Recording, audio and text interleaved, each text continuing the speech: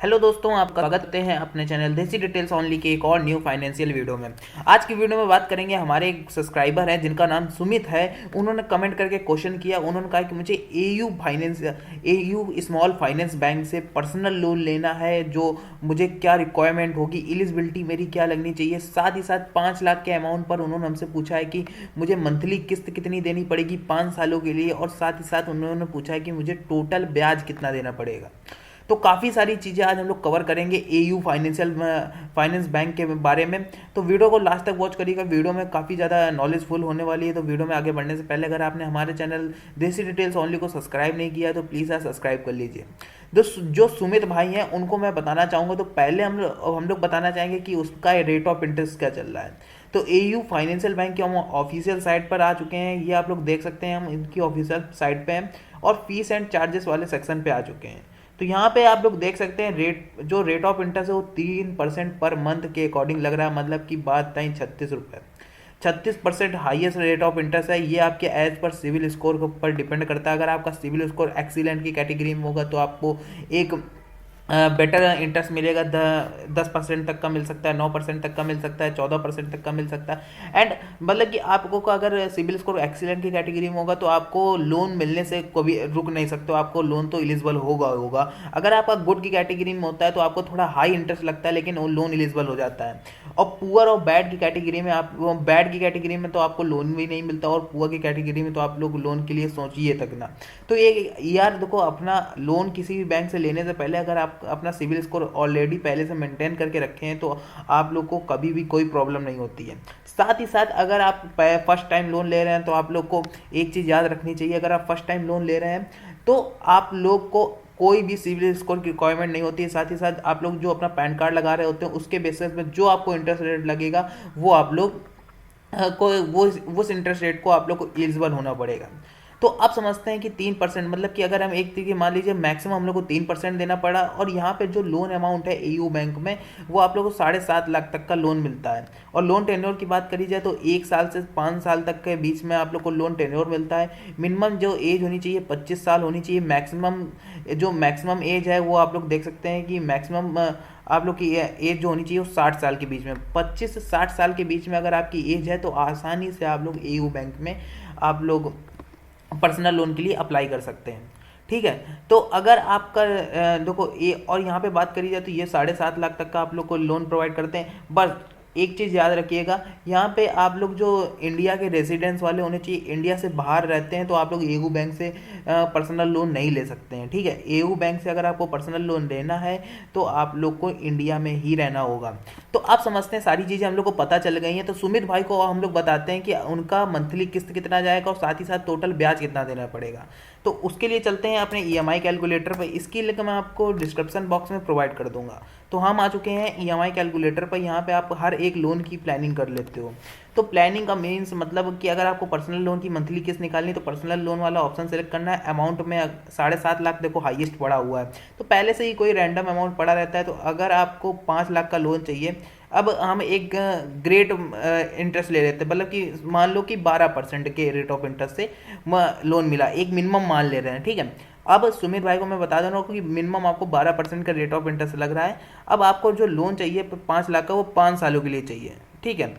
अब आपकी जो मंथली किस्त जा रही है वो जा रही है 11,122 रुपये। साथ ही साथ जो आपको टोटल ब्याज देना पड़ रहा है 1,67,333 रुपये, जो कि यार 5 सालों के हिसाब से मुझे काफ़ी ज़्यादा लग रहा है। तो यार इसको अभी हम लोग कम करेंगे। अब कम करने का टेक्निक भी समझेंगे, कैलकुलेशन समझेंगे। तो इस वजह से ईएमआई कैलकुलेटर का यूज किया जाता है, वो भी मैं आप लोग को बता दूंगा। तो सुमित भाई को मैं बताना चाहूँगा कि उनकी जो मंथली किस्त जाएगी 11,122 रुपये जाएगी, और जो टोटल इंटरेस्ट देना पड़ेगा वो 1,67,333 रुपये देना पड़ेगा। टोटल पेमेंट की बात करी जाए तो प्रिंसिपल प्लस इंटरेस्ट रेट मिला करके आप लोग को 6,67,333 रुपये तक का आप लोग को टोटल पेमेंट करना पड़ेगा। मतलब कि टोटल ब्याज आप लोग का यहाँ पे ऐड हो रहा है, साथ ही साथ जो आपने बैंक से पैसे लिए 5 लाख रुपए ये ऐड हो रहा है। तब जाकर के जो आप लोग को टोटल पेमेंट देनी पड़ेगी 6,67,333 रुपये देनी पड़ेगी। ये ब्याज जो है ये आप लोग का 25% बनता है, और ये जो आप लोग का जो इंटरेस्ट प्रिंसिपल अमाउंट है ये आप लोग का 74% बनता है। ठीक है। आप समझ रहे होंगे कि अब कि 5 लाख के पर्सनल लोन अमाउंट के लिए कि इंटरेस्ट रेट, आप लोग को 12% पे, अगर आप यही 5 लाख का जो अमाउंट है 5 सालों के लिए ना लेकर के अगर 4.5 सालों के लिए लेते हैं, 5 सालों में आप लोग को 1,67,000 देना पड़ा। अगर 4.5 सालों में निपटा देते हैं लोन तो देख सकते हैं 1,49,000, मतलब कि 17,000 रुपये आपने बचा लिए, जो कि काफ़ी यूनिक है। अगर 1,32,000 तक का, अगर आप 30-40 हज़ार रुपये का लोन बचाना चाहते हैं और केवल 2,000 आपकी मंथली की शिष्टा बढ़ रही है, तो वो भी आप लोग बचा सकते हैं। कहाँ आप लोग को 23% लोन देना पड़ रहा था, कहाँ 20% देना पड़ रहा है। तो ये यार थोड़ा कैलकुलेशन समझा करिए। तो वैसे जो भाई का क्वेश्चन था उसके ऊपर हम लोग बने रहते हैं। सुमित भाई का जो क्वेश्चन आया था कि 5 लाख का लोन 5 सालों के लिए, तो मेरी मंथली किस्त कितनी जाएगी, तो 11,122 रुपये जाएगी। तो सीधा सा फंडा मैं आप लोग को बता देता हूँ। और यहाँ पे आप लोग को काफ़ी ज़्यादा यूनिक ऑप्शन देखने को मिलता है। जैसे आप शेड्यूल सेविंग पेमेंट में रहते हैं, तो अगर आप सितंबर में अगर आपका लोन अप्लाई हो जाता है, अक्टूबर से आपकी पहली किस्त जाने लगती है, तो आप लोग को आगे के आने वाले हर एक समय का आप लोग को डेटा यहाँ से क्लियर हो जाता है। जैसे 2022 में मेरा प्रिंसिपल अमाउंट कितना जाएगा, इंटरेस्ट कितना लगेगा, टोटल पेमेंट कितनी लगेगी, तो सारी चीज़ें आप लोग को यहाँ से क्लियर हो जाती हैं, जिसको आप सीधे प्रिंट भी करवा सकते हैं, पीडीएफ बना करके अपने मोबाइल पे ही सेलेक्ट कर ले। और एक यूनिक ऑप्शन बताऊँ, जैसे आप 2022 में क्लिक करते हैं तो मंथ वाइज भी क्लियर होता है। तो काफ़ी ज़्यादा यहाँ से डिटेल से आप लोग को एक लोन के बारे में पता चल जाता है, लोन की प्लानिंग के बारे में पता चल जाता है। तो इस वजह से मैं इस EMI कैलकुलेटर को प्रीफर कर रहा हूँ और इसकी लिंक मैं आपको डिस्क्रिप्शन में दे रहा हूँ। और इसका मुझे इंटरफेस भी काफ़ी यूनिक लगता है। अब बात करी जाए कि हम लोग ने बात करा कि क्या क्या एलिजिबिलिटी लग रही है, क्या क्या चार्जेस लग रहे हैं, एंड चार्जेस अभी हम लोग कंप्लीट नहीं बातें की हैं। तो अब हम लोग बात करते हैं और क्या आपकी मंथली किस्त जाएगी, टोटल ब्याज कितना देना का पड़ेगा, ये सारी चीज़ों के ऊपर हम लोग ने बात करी। अब हम लोग ने एलिजिबिलिटी क्राइटेरिया के बारे में भी बात कर लिया था कि मिनिमम एज आपकी 25 से 60 साल के बीच में होनी चाहिए। हाँ ठीक है, अब बात करते हैं कि आप लोग को इसमें डॉक्यूमेंट्स की क्या क्या रिक्वायरमेंट होगी।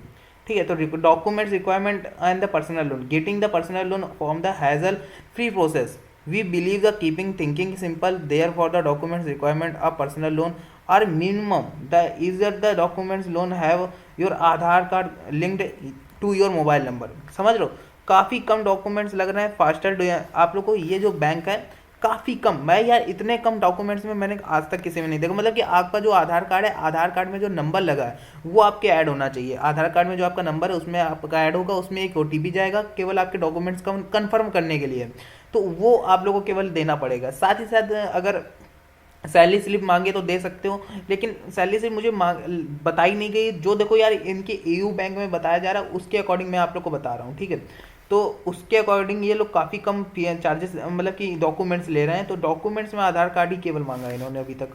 तो लेकिन वो जो उसमें नंबर आपने डाला वो आपके नंबर हो, क्योंकि उसमें OTP भेजते हैं लोग। ठीक है, आप समझते हैं कि अगर आपके पास प्रोसेसिंग फीस ये लोग 2.5% ले रहे हैं, अप्रूवल लोन अमाउंट, अगर आपका लोन अप्रूवल हो जाता है तो उसके बाद आपको 2.5% प्रोसेसिंग फीस देनी पड़ेगी।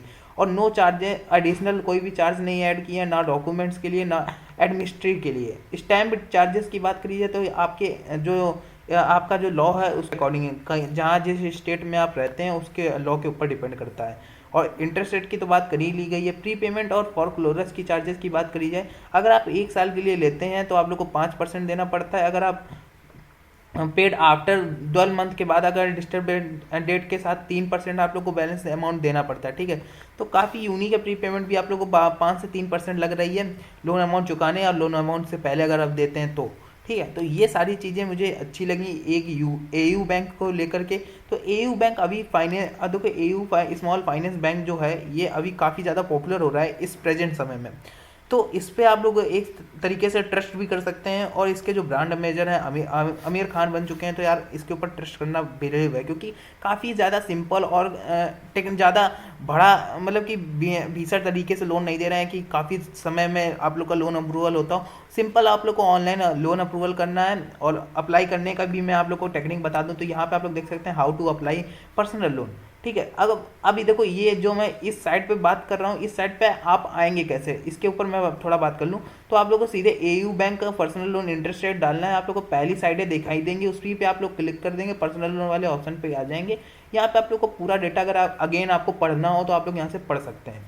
यहाँ पे आप लोग को लॉगिन करना है AU बैंक में, और क्लिक द ऑफर, जो भी ऑफर चल रहे हैं उस पर आप लोग को क्लिक करना है, और प्री अपवर्ड करना है, और मतलब कि अगेन फिर करना है, और available pre approved personal loan, आप लोग को तुरंत ही अप्रूव हो जाएगा आपका पर्सनल लोन, और आपके सीधे बैंक अकाउंट में आ जाएगा। अगर आप बैंक अकाउंट इन्हीं के बैंक अकाउंट में अगर आपका वो अकाउंट खुला है तो बहुत अच्छा है, नहीं खुला है तो आप लोग को लिंक मैं शायद डिस्क्रिप्शन में दे दूंगा अकाउंट ओपनिंग की, तो वहाँ से भी जाकर के आप लोग इसके बैंक के अकाउंट ओपनिंग कर सकते हैं। तो अदर बैंक से ही अगर आपका टाई अप है तो अदर बैंक से भी अगर आप लोन ले रहे हैं, अदर बैंक से में लोन लेना है और एयू बैंक से लेना है पर्सनल लोन तो भी ले सकते हैं। तो काफ़ी ज़्यादा सिंपल है एयू बैंक से पर्सनल लोन लेना, और इसके ऊपर मैंने काफ़ी ज़्यादा डिटेल से आप लोग को चीज़ें क्लियर कर दी। और अदरवाइज आपको ईएमआई कैलकुलेट करना है तो इस लिंक आपको डिस्क्रिप्शन में मिल जाएगी। तो सुमित भाई को काफ़ी ज़्यादा जो क्वेश्चन उन्होंने पूछे तो मैंने उनके सारे क्वेश्चन के आंसर कवर कर दिए हैं। तो अगर तब भी आप लोग को कोई भी रिगार्डिंग क्वेश्चन करने हो तो आप लोग कमेंट कर सकते हैं, मैं आपको डेडिकेटेड एक वीडियो बना दूंगा। ठीक है, तो मिलते हैं किसी एक और न्यू इंटरेस्टिंग वीडियो के साथ, तब तक के लिए goodbye, have a good day, जय हिंद जय भारत।